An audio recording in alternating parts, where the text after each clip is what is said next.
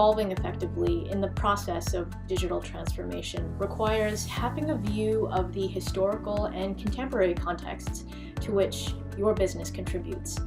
Today, we are either in the third or fourth industrial revolution, depending on whom you've read.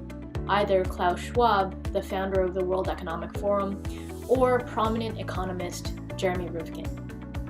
Their views of progress are based on different criteria.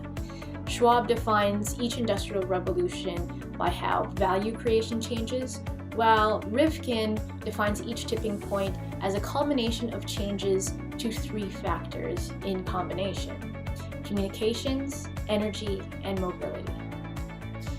You can read the details of our comparison between the two frameworks below, but regardless of how you look at it, the new industrial revolution won't happen automatically if we just wait for it. We have to bring it about in an active way and place people at the center of it.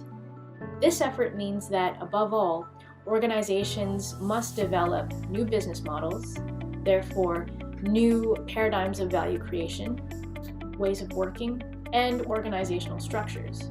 Both views teach us the importance of human relationships above new technology. Humans, not technology, will determine the degree of productivity, new leadership, innovation, collaboration, and social structures that will influence our capacities for change and new ways of work. We now have access to the critical mass required to evolve in scalable ways.